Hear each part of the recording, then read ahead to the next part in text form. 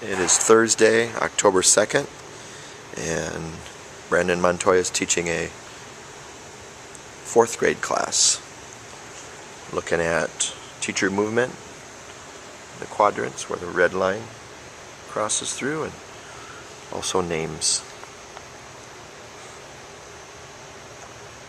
The warm-up is run, stop, pivot. This is their 2nd day, I believe. And the fitness is hexagon hustle.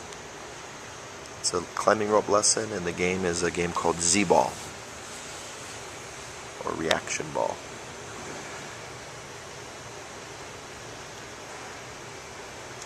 If I hear Brandon saying names, I'll call him out, just in case he's far away and this recorder doesn't pick him up. And I'll give some feedback.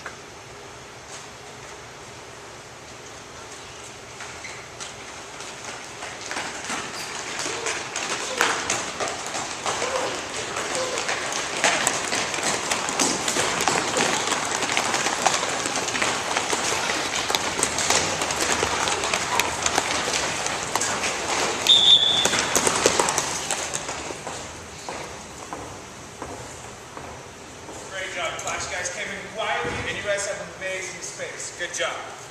Okay, for our warm-up, remember it is run, stop. Let's run, stop, and pivot. Okay? So when you hear the first beat, you stop. Second one, pivot. Third one, run the opposite direction. So let's move like this. Stop. Pivot. Run the opposite direction.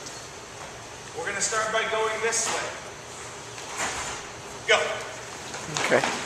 If it is day 2, then you might want to consider just having them jog in and just beat the drum and yell stop. Pivot. Beat the drum and say pivot. Beat the drum and say run. If it's their 2nd day, pretty confident they would be able to do it exactly with the same quality, without any instruction at all, because they did it 2 days ago. So consider that. Expedite your instructions. Build on what you did the first day.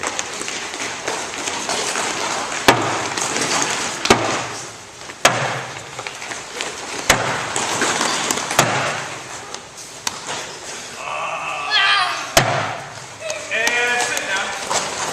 That's good. Good warm-up. Okay, today we're doing for our kids, we're doing hexagon hustle. Hexagons have how many sides? 6 sides. So we have 6 total. A little integration, a little cognitive information. We're picking an exercise. That's good. We're performing that exercise all the way together. This one says hop. I'm hopping. As I'm approaching this cone, I'm going to read the cone so I know which one I'm going to pick before I get there. Okay? I'm hopping. I see this one says high knees, and I like to do high knees. So as soon as I get there, I'm doing high knees. That way I'm avoiding collision, and I'm avoiding stopping. Everybody up. Just forgive me for being technical. Hopping is on 1 foot, jumping is on 2 feet. That's probably not general knowledge, but as a PE teacher, that's the distinction between the two. You may want to emphasize just the idea that look ahead and make your decision without stopping. You kind of got to that, but my recommendation would be make that as a direct point. Good modeling of a freeze. You did that earlier as well when they first came in.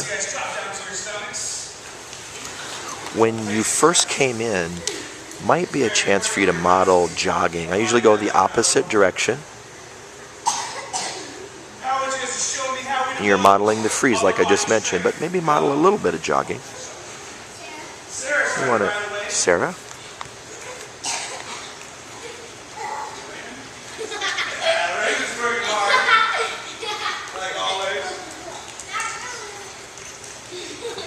Raymond? I think it's Francisco, but he may be telling you it's Raymond.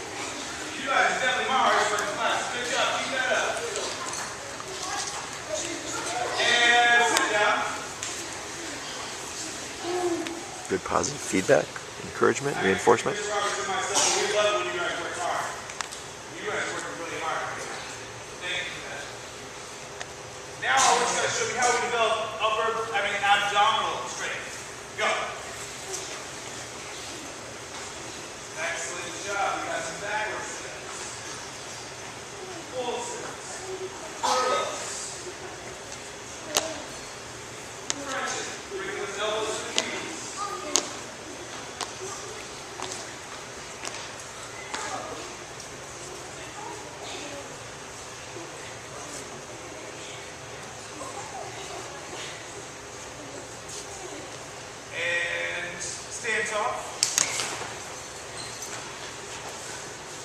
Remember, when the music plays, show me how fast you're going to start. You did use Hayden's name. You asked him and then said Hayden. So I probably didn't hear that one.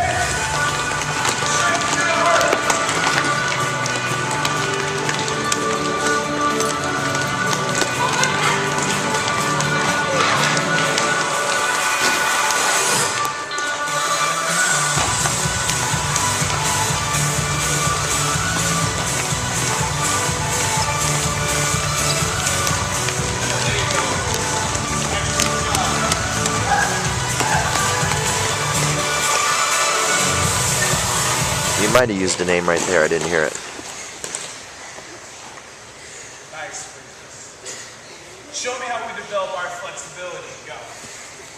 Nice freezes. Good job. Start with your shoulder stretches. Nice freezes is fine. It's a very general feedback. Lower body Even just adding like freezes look great, hands on knees, eyes on me, no wiggling, no talking. It's the idea of specific feedback versus general feedback. Tell them why it's excellent. Show me the concept. Nice job, kids. Now he's pushing down Kenny. the back of his foot. Used Kenny's name. Excellent job. Stand tall. It's our last round. Is your new I want name you guys to Raymond? work really hard for me on this Is your one. name Raymond? Excellent. There you go.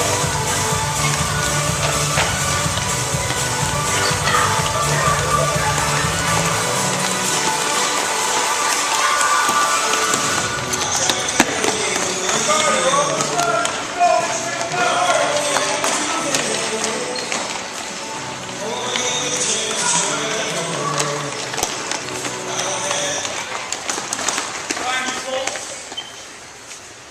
Get ready to count. Be careful teaching from the middle. You might want to get out to the perimeter so you don't have your back to anyone. Stop. Find your number on the chart and walk through your tool down.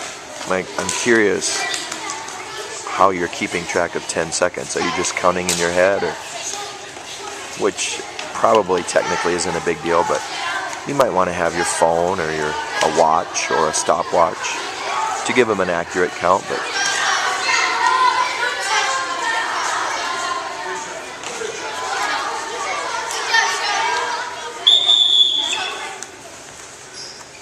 There you go. Make sure we're standing tall.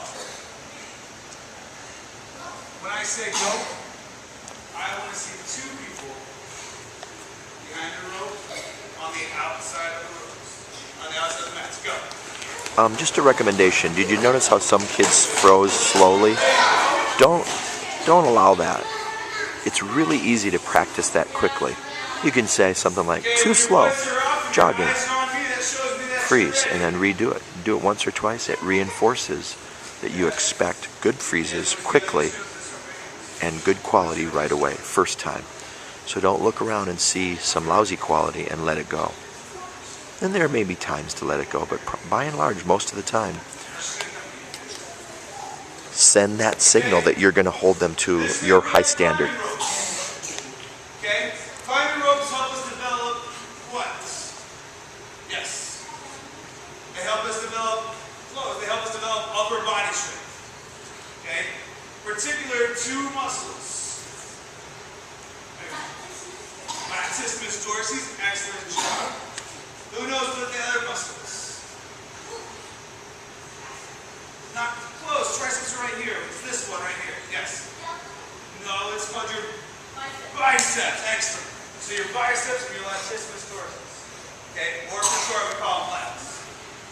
First thing we're going to do is we're going to pull ourselves up. Okay. To warm up our bodies. Warm up that upper body. We're going to lay down on the mat. And we're going to go hand over hand and pull ourselves up. Okay, to make it a little harder, try to keep your legs straight without bending your knees. After you go, switch to your partner. Go. The one that was good demo. The one girl that answered abdominals, you could tell her that yes, it's not our primary focus, but when you do bicycle legs when you lift your knees, when you try to hold your legs out during the hangs, those all do work your abdominals. So in that roundabout way, there's some rightness to her answer, but just food for thought on that. Forgive me if I'm being too nitpicky.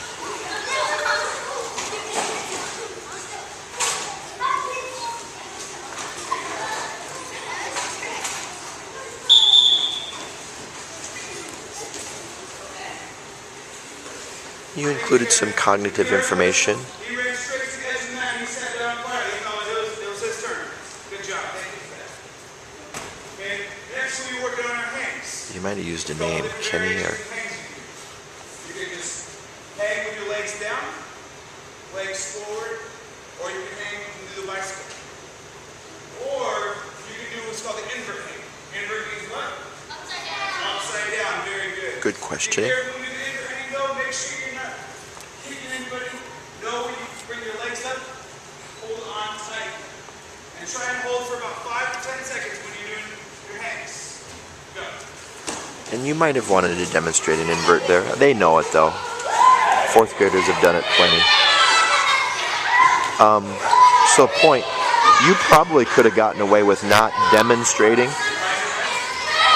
the first activity, which is pretty simple, and if it's day 2, just say, hey, we're going to do our warm-up activity. Remember, you're going to lay on your back, hand over hand over hand, until you're standing, and go.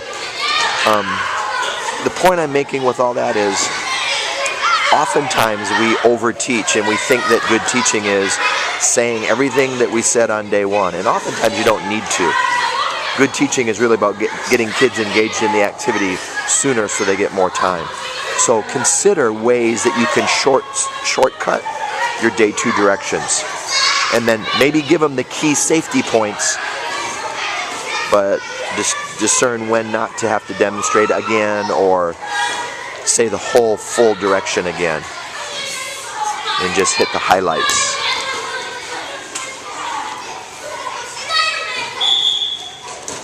This is also a really good time to work on names. This lesson lends itself to that. You saw me model that. You can overdo it like I probably did,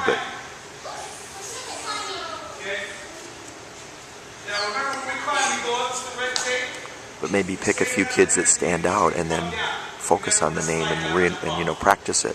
Now, if you're not very good at climbing, one thing you can practice to help you climb is called the leg around rest. Okay? We have the rope between your legs. Lift your leg up nice and high, and you want to wrap it around. Okay? You want to make sure there's no tension. And then your foot goes right in between, right on top of here, on top of the rope, like this. Okay? That takes a lot of pressure off my hands and makes it easier to climb. Okay? What was it say? Remember, up to the red tape. Be safe coming down. Go. All right. Good. And one of the things we talked about is, as you teach climbing ropes today and tomorrow, look for those word choices that you want to use consistently. And it may not be the same words every class, but it includes the same important elements. And so that's something that I think there's a little room for improvement and refinement. Just one of the things I say is make sure you climb back down. You don't slip, slide, jump down. You climb down. So that's just what I'm getting at with this whole part of what I'm talking about now is just figure out the words that are descriptive, that give them the key safety information that they need to know. And then just concisely include that information. Don't slide down. Don't slide or jump down. So, there you're telling them don't slide or jump down. That might be part of your direction, as I just pointed out. That's a really typical reflective teaching process. You look and you see what's problematic. What problem tends to occur frequently? And the problem is they slide or jump because they run out of energy. So that's what my direction becomes each time. Make sure you save enough energy to climb down so you don't slip or jump down. Makes sense, hopefully. Aaron, you used his name for sure. Aaron, I think, or I don't know his name, sorry. He's new for me.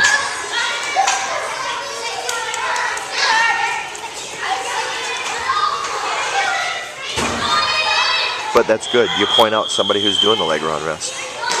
Let them see that good example. Aiden. Okay, there it is. Aiden.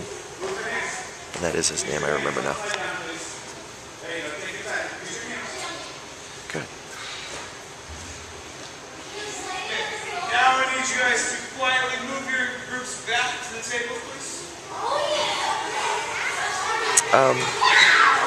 Nothing wrong with being polite. Move your lines back to the tables, please.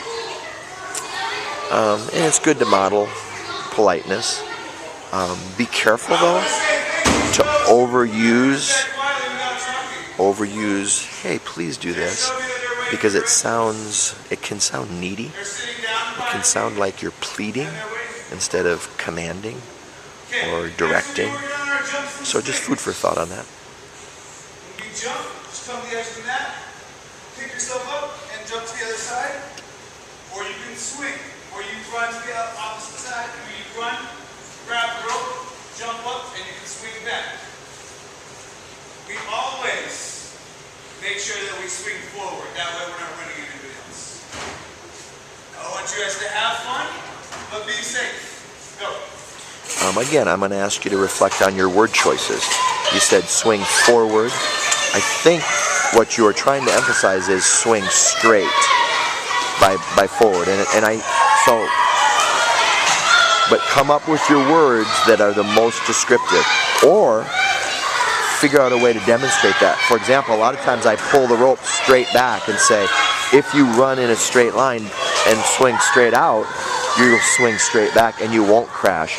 So what I'm asking you to do is reflect and come up with what's the best concise verbal way to communicate the important elements, the important key points to what you want them to do.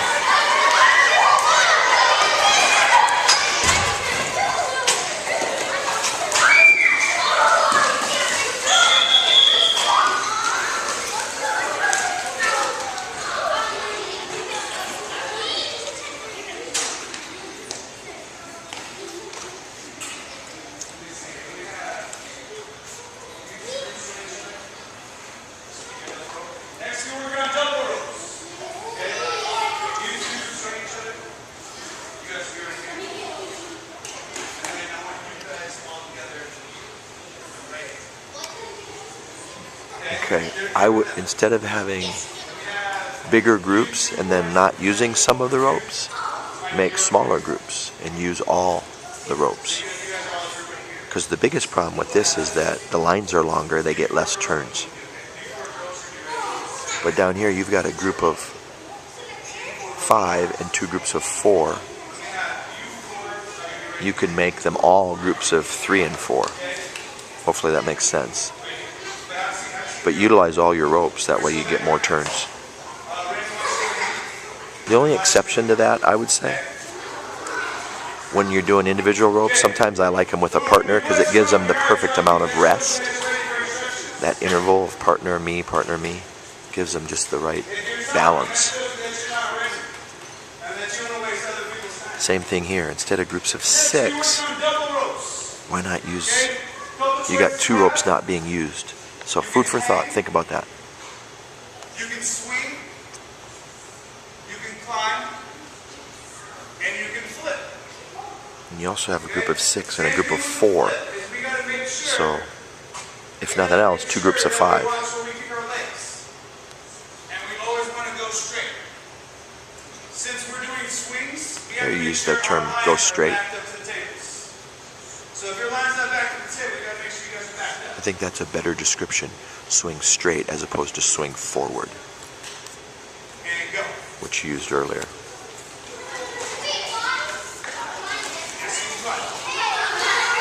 So again, as you listen to the video, and I know you're already past, and I'm referencing things you've said in the past, I want you to look for ways to refine your directions so that they're complete, yes, yet the exception to that would be on day 2, use their previous knowledge, what you've previously taught them, to shortcut your directions and only highlight the key elements. But come up with the verbal way to best describe along with your physical demonstration, the key elements of what you want them to do and how you want them to perform and the quality that you're looking for.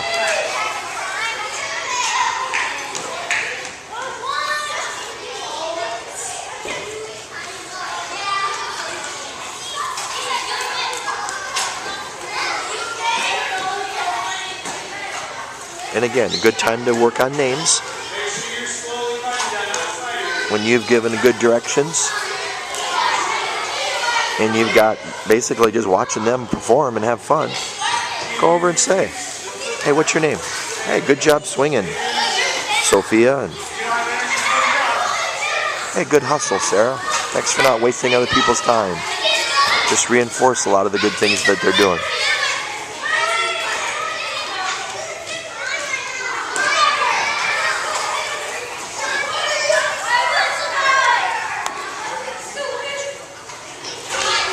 Good. You saw him fall, you're telling him to fix that. Good.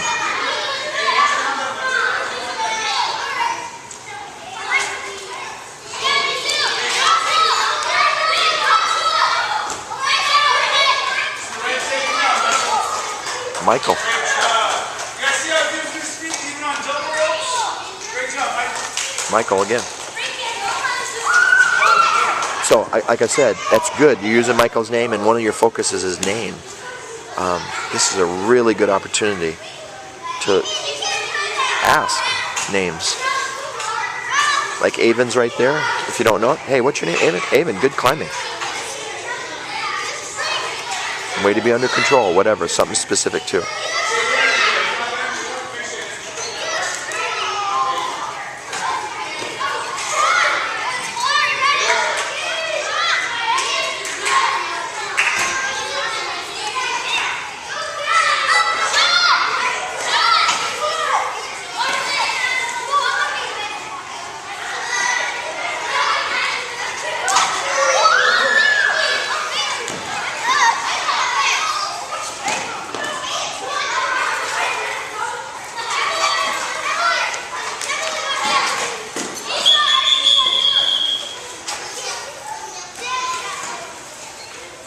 Now what I'm thinking is, and this may have been missed by me, maybe the reason you did 3 and 3 groups total, so that you can transition into your game. It might have been your thought process, which makes sense, but I think you can do a quick transition, because you're actually doing it right now. You're rearranging a little bit, which is interesting because they were already in 3 groups over here and 3 groups over here. So it seems that that's not maybe your thought process.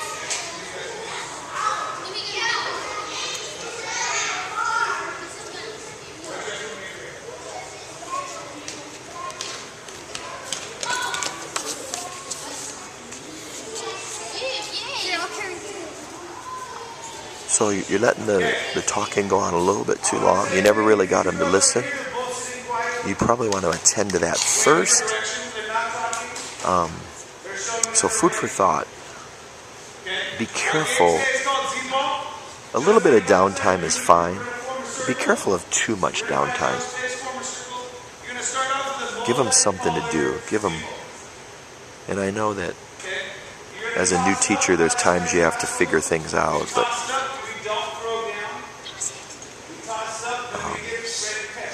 it can be dangerous to let them just sit and have nothing to do for a long time. We got 1 and we're going to try to catch 5 in a row. If we catch 5 in a row, we move on to the yellow one. One person puts the gazebo, the multicolor one, and then they grab a yellow one. 2 by. When we have the yellow, all we're going to try to do is we're going to try to see how high a number we can get. Okay, so it's unlimited. Make sure you guys find your own space. 1 person per group can come up and grab a multicolor gazebo. Okay, here's what I want you to take away from what I just videoed. You gave a good direction, you did an example, but it's not crisp. It's not concise. It's not think back to the analogy I used. It's not outline form. Here are the 3 things to remember for the game. A, B, C. As you say them, you do them.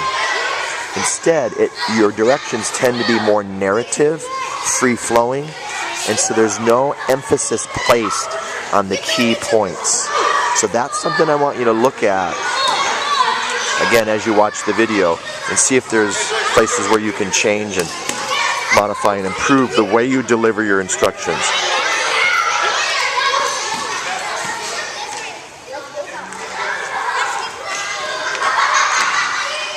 And honestly, I've seen you do it better, I think, than you did it just then when I responded to. I've seen you do it well, where you hit those key elements. And you're teaching in more of a command style and more of a being a strong teacher style. Here's what I expect. Here's what I want to see from you guys. A, B, C, instead of, kind of a free-flowing, our game today, and we're going to do this and this and this. The key elements of that get lost without that really focused emphasis on key points.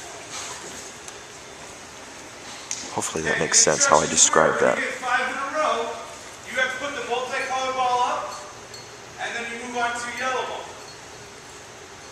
Okay? We don't just have one person run to the yellow, grab the yellow ball, one multicolored ball still out. I found this ball on the ground, and every group has their own ball right now. So it shows me somebody wasn't following directions. Okay? Let's work on that, okay? When we get 5 in a row with multicolored ball, we put the multicolored ball up before we grab the yellow. Go. Okay. I think that was a good response. It was a problem.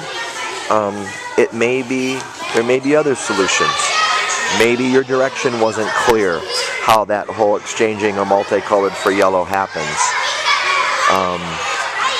Maybe you ought to carry the box around. Or maybe you ought to emphasize that they're in the box here. I don't know. Just it's a good opportunity for reflection on what they may have done poorly and what you may have done that wasn't clear. Walk your Z-balls to me and then have a seat up here by me. Go. Good timing. It's 9:35 on the button.